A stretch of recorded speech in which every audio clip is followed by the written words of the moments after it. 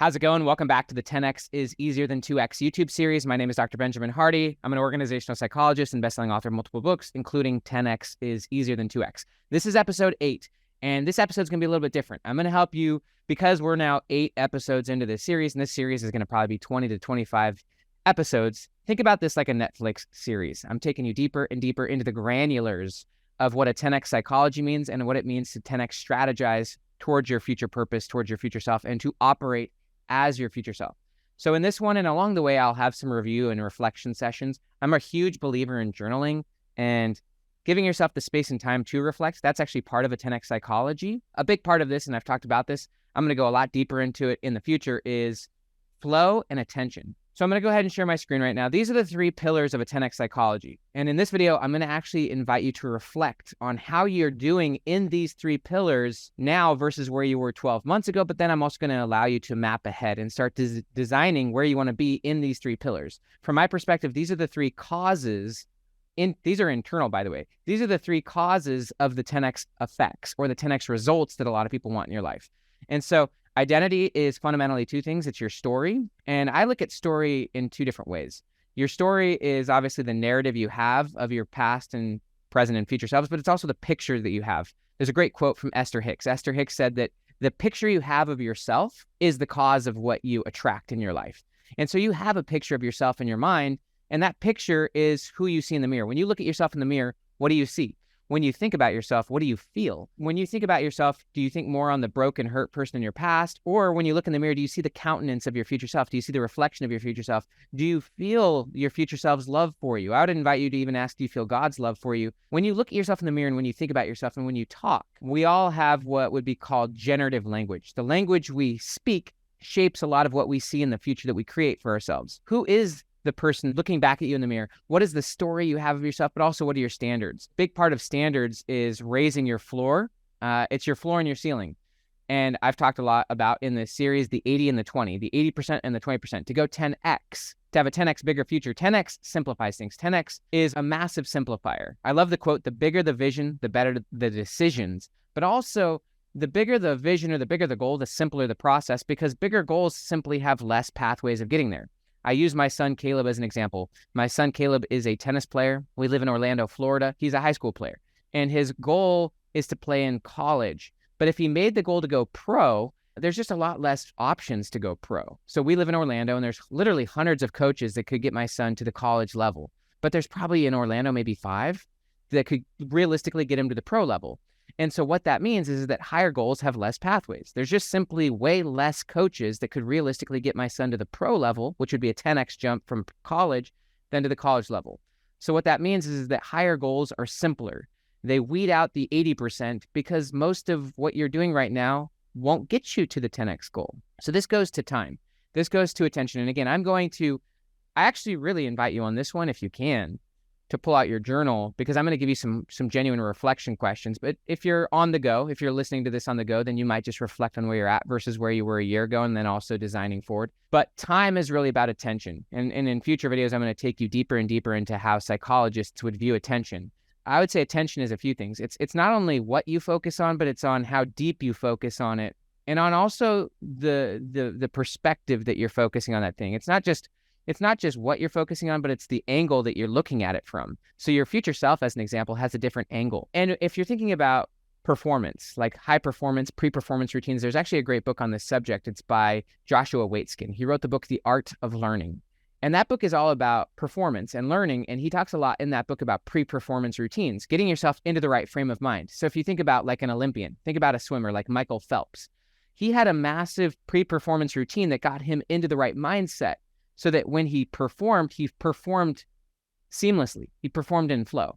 I've experienced that many times. From my view, evening and morning routines in a lot of ways are to get yourself into the right frame of mind so that when you're focused on whatever most important tasks you have, you're doing it from the right flow, from the right frame of mind.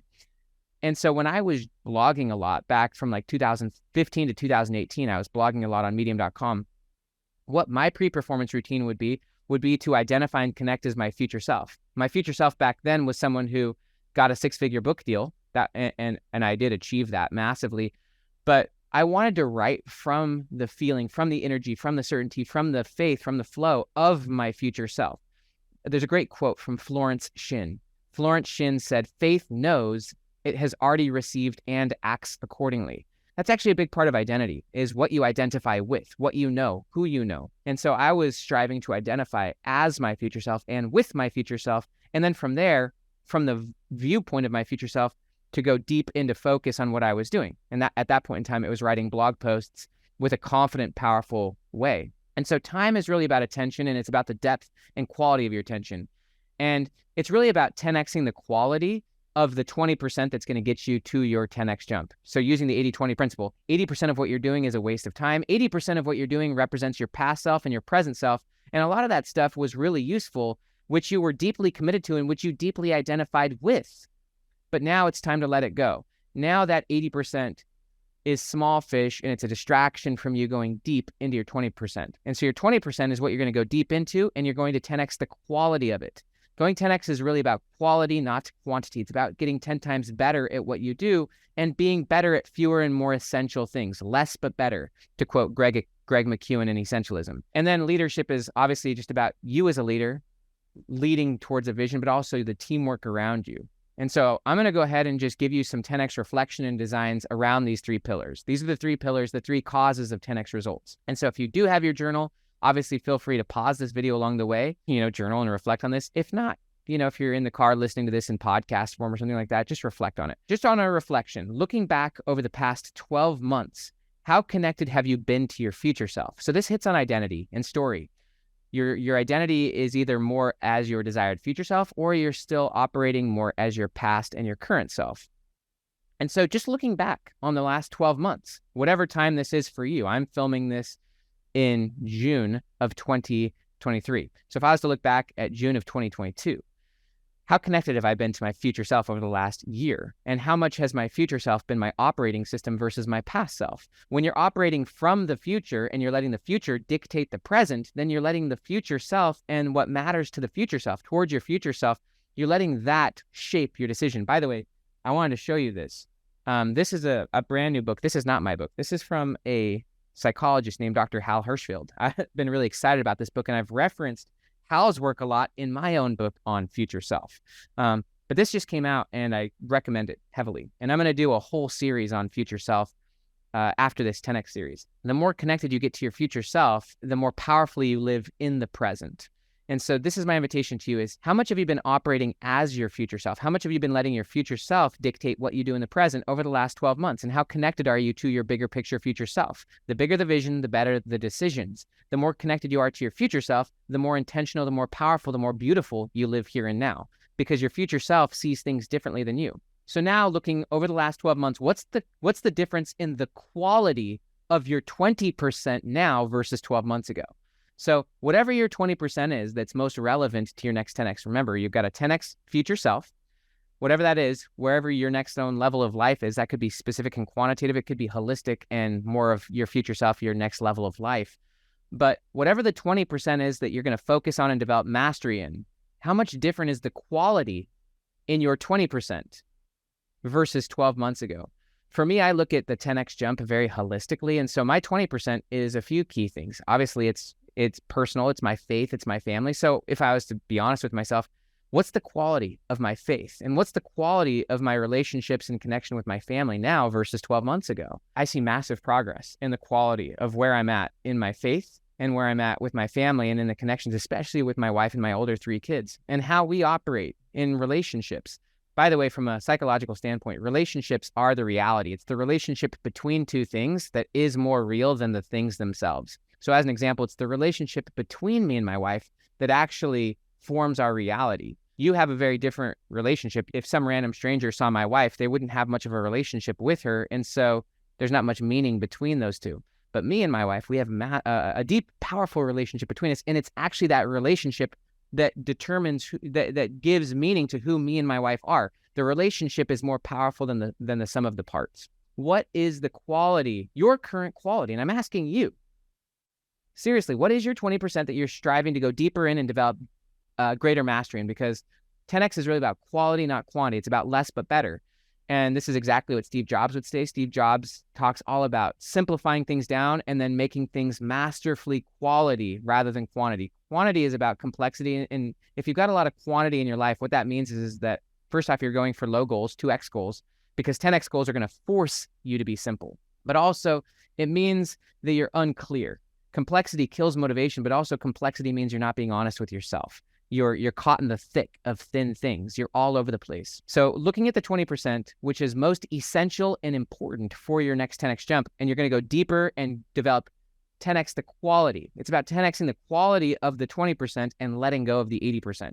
So what is your 20% focus that you're going to 10x the quality of, and how is the quality in that 20% for you versus where the quality of those things were 12 months ago? The other aspect of my own 10x jump is obviously 10xing as an author. So if I was to compare the quality of this book, which just came out, a month ago, not even a month ago, versus the quality of this book, both of these have come out in less than a year. This one came out last June, so almost a year ago. The quality of this book is definitely higher, but also the quality of promoting the book is way higher. This book has actually already sold more. 10x is easier than 2x has already sold more than Future Self. So the quality of my promotion towards my future self and the goals is massively higher. So this is just about reflecting on where you're at in these three pillars. The three pillars are your identity, your time, which is really your attention, and also your leadership. And so how much of your 80%, which represents your past self, have you let go of in the past 12 months? So what got you here won't get you there. I've also shared the quote that the system is designed to defend the system. So you have two systems in life. You've got an internal system, which is your subconscious. Robert Keegan is a Harvard psychologist, and he wrote a book called Immunity to Change.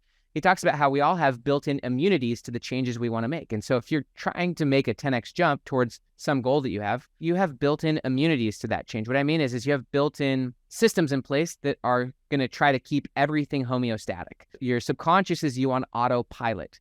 Your subconscious is your habits, and it's your past identity that wants to keep things stable and secure. I look at the 80% like it's your security blanket. It's what keeps you emotionally secure. And so you keep that 80% to keep you secure. And whenever you step out of that 80%, that means that you're committing and having to be courageous, which creates uncertainty. There's a great quote, and I'm going to butcher this, but it has something to do with the power of uncertainty versus the lack of power of certainty. You obviously want both, but you need some forms of uncertainty and moving forward. That's what courage and commitment are all about, is stepping into that uncertainty and then learning how to adapt to it. This is a big aspect of psychological flexibility, is learning how to become comfortable with uncertainty. There's actually a psychological concept on this called tolerance for ambiguity. And it's just, you become more and more comfortable and flexible and emotionally able to handle the uncertainty of moving forward toward a goal. And so how much of your 80% have you let go of in the past 12 months? This is huge. This could be practical things. It could be identity things. It could be things you've let go of. It could be relationships you've let go of. Truth be told, I'm going to talk about this more in a future video, but part of my 80% was making this my last book with Dan Sullivan. Dan Sullivan is one of my favorite people in the world, and a massive part of my last 10x jump. My last 10x jump, I would say, and in a future video, I'll also walk you through, looking at your own 10x cycles, but I would say that my last 10x adventure was really from 2018 to 2023. Sorry. So it was over the last 5 years. In 2018, so many things happened for me that kind of initiated the next 10x adventure. And I love the quote that life is really about adventure to adventure. And so I've had a last 10x adventure. It was from 2018 to basically recently just concluded that 10x adventure, and I'm getting ready for the next 10x adventure, which is going to be different from the last 10x adventure. And it's also going to have a different 20% focus and mastery than the last. But in 2018, I published my first major book, Willpower Doesn't Work. That was also the year, 2018 was also the year we adopted our 3 foster kids. We also had twins. We went from 0 to 5 that year.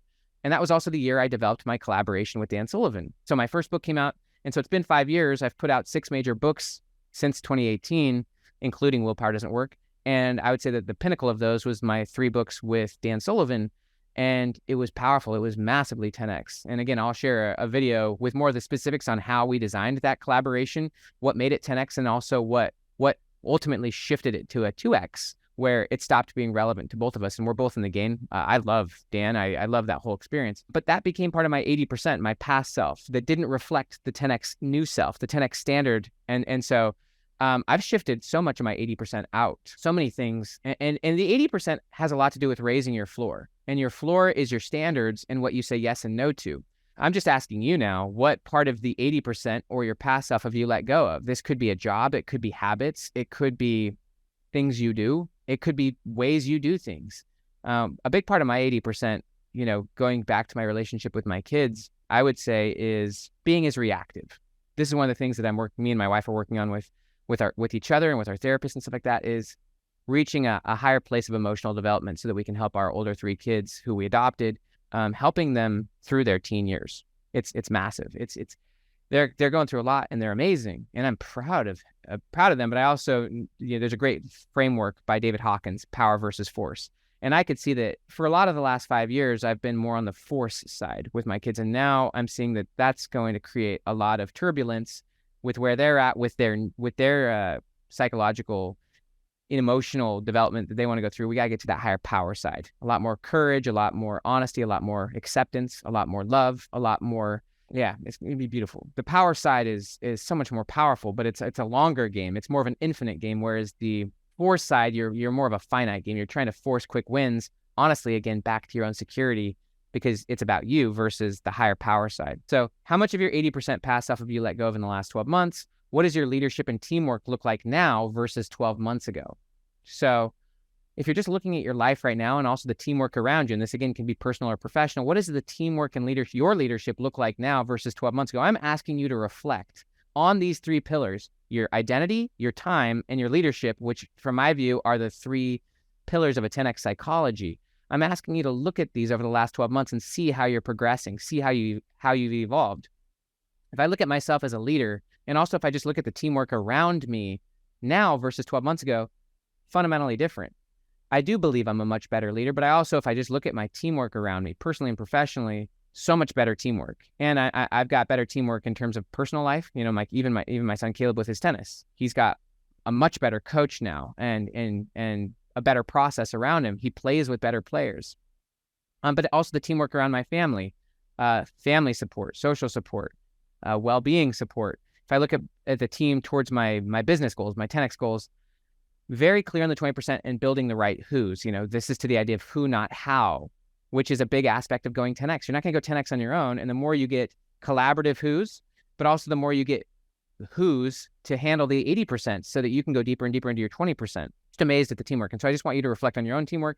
Now just thinking ahead, designing ahead. I'm a big fan of design thinking. You design the macro and then ultimately the micro operates within that macro.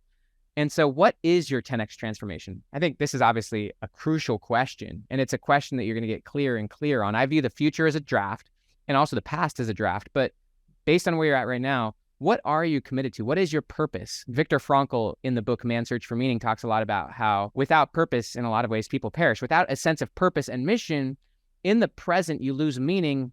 And I've seen this a lot. There's a great book actually called Peaks and Valleys by Spencer Johnson, and he talks a lot about how the bad things in people's lives happen because of what they do on their peaks. What happens is often when people become successful, they lose that sense of purpose. They end up maybe becoming overly confident, overly comfortable, or they shift from an approach mindset. In psychology, you either have an approach mindset where you're approaching something you want. They often shift to an avoidance mindset where they're just trying to avoid losing the ground they've gained. But I've seen this a lot in myself and in other people where once you get onto a peak, once you've achieved some goal, you stop having a next purpose. This is actually something that they've talked a lot about with the astronauts, with Buzz Aldrin and stuff like that. Buzz Aldrin was one of the astronauts that went to the moon with Neil Armstrong.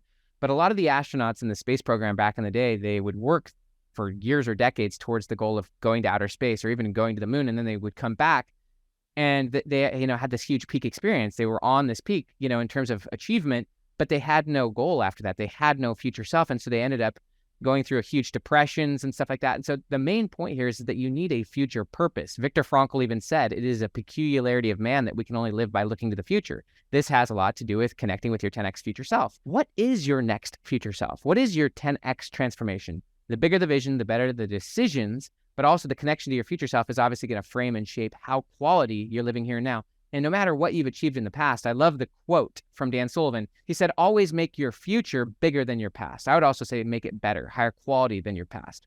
What is your 10X transformation? What is your next 10X jump, your next 10X adventure? I shared with you that over the last 5 years, from 2018 to 2023, my last 10X, it's been in a lot of ways. I would say it's been solidifying our family. We went from 0 to 6 kids. I finished my PhD. I also obviously published 6 major books, and these books have sold 1 million copies. And so I would say that 10X was really 10Xing myself in terms of my family and in my career. But now it's about going deeper. And so for me, it's even simpler. It's really faith, family, and books for me. My next 10X, getting to 10 million copies, but writing 10 times better books. When you're thinking about your next 10X transformation, and if you want to pull out your journal, you can, I have the question specifics and holistic. So I look at the 10X jump holistically. Like, who's my future self? What is my own next level of life? I love the quote from Leonardo DiCaprio. He said, every next level of life will require a different you. And so you could look at it holistically, like, what's your next 10X jump? Who are you in your future self? What does your life look like? What does your purpose look like? What are you up to? Who are you at that next level? But also you could look at it in terms of specifics. This is where you could get quantitative. So me, for example, a specific 10X jump, which I believe going through that process of achieving that will in large part help me get there, is selling 10 million books, but writing 10 times higher quality and better books. The process of writing 10X better books and also selling 10 million books, I feel like largely will help me get there. And there's actually a great concept. Charles Duhigg, in the book, The Power of Habit, he had a beautiful concept called keystone habit. And so in an arch, there's a keystone, and it's the center stone that literally holds the arch up. And if the keystone falls out, the whole arch collapses. Well, I also look at a keystone goal. Like, what's the one outcome, or what's the one result that, if achieved, makes everything else possible? So what is the one thing? There's actually a great book on that called The One Thing, Gary Keller. And it's a beautiful question. What's the one thing that, if accomplished or if achieved, makes everything else easier or irrelevant, is that question. And so I think about, what's the specific, what is the one goal, the keystone outcome, that the process of achieving it will ultimately open up most of the future self, most of the next level you're trying to create. That also fits with the hero's journey, by the way, that you have a call to adventure. And Elon Musk talks a lot about this, that for him, I would say his 10X jump is trying to get to Mars, and the adventures get bigger and bigger as you go. There's obviously a lot of micro goals in between that, but that's his call to adventure. And because he's got that call to adventure, that's going to shape a massive transformational process within him. Obviously, a part of the call to adventure is you resist that call. And I would say when you're resisting the call, you're shifting back into your 80%, your habits, your routines, your comfort, your security. You're trying to keep things homeostasis. So resisting the call to your next 10X adventure, to your next 10X transformation, is going to be reflected in you living in your 80%. If you're thinking about whatever your 10X jump is, holistically in terms of your future self and what they look like at your next level of life, or if you're thinking about it specifically in terms of a keystone goal, a 10X tangible, quantifiable result, for me, 10 million books. Where will you be in this 10X adventure in 36 months from now? So whenever you're watching or listening to this, in 36 months from now, in 3 years from now, where will you be in that 10X journey? Will you be past it? Will you be on to the next 10X journey? Will you be halfway through it? Where are you going to be 36 months from now? I believe that I will be getting ready to complete this next 10X that I'm starting. In about 36 months from now, I believe I'll be near the ending stages of the 10X that I'm just starting. But where will you be 36 months from now? Where will you be 12 months from now in this 10X? And where will you be 3 months from now? And so obviously, if you have your journal, you can write down timelines. For me, 36 months from now is in June of 2026. So where would I be in 2026 in my 20%? So then back to the idea of what's your 10X transformation? What is the 20% that you will focus on and develop mastery of? So in other words, what's the 20% of this 10X? Your 10X is very specific. It's a specific focus and it's where you're going to go in your life. But what's the 20% of that? What are the few things that you're going to go really deep on and 10X the quality and mastery of? 10X is really about quality, not quantity. And so what is the 20% that you're going to 10X the quality and mastery of? And these can be personal and professional. For me, quality and mastery are going to be in the areas of my faith, my family, and also my ability to write, think, teach in a way that hopefully helps transform you at 10X better levels. So what is the 20% that you're going to get 10 times better at? Higher quality. And you could think in terms of specifics, in terms of specific skill sets you're going to develop, but also you can think in terms of kind of holistic, like where are you going to be better as a person? Also, what is the 80% you'll uncommit to and let go of in order to get to your next 10X transformation? So back to the idea of the system is designed to defend the system. What is some of the hidden commitments that you're going to let go of? But also situationally, what are some of the situations, relationships, potentially jobs, habits, addictions? What are some of the 80% things that you're going to uncommit to and let go of through the process of this 10X jump? I really love, and I think that 10xing the quality of the 20% is just as important and just as powerful as letting go of the 80% that no longer fits the filter of your 10x jump. Remember, you're letting the future dictate the present. And because the future is 10 times higher and better, that's going to shape what you're going to go deep into. It'll shape a simpler process, which is your 20% that you're going to get 10 times better at, 10 times higher quality and mastery. But letting go of the 80% or uncommitting to things that you've once been deeply committed to and once identified with or as is very freeing. It's very powerful. There's freedom from and there's freedom to. Freedom from means you're freeing yourself from things. It could be freeing yourself from a job, freeing yourself from an identity, freeing yourself from a situation, freeing yourself from a habit. But then there's freeing yourself to, and that freedom to is about what you're going to focus on and go deep in. And so what teamwork will get you there? What are the types of relationships or collaborations that if you could team up with these various people, your 10x journey would become possible and easy? Hope you enjoyed this. I will see you in the next episode of the 10x is easier than 2x YouTube series. Please subscribe and have a beautiful day.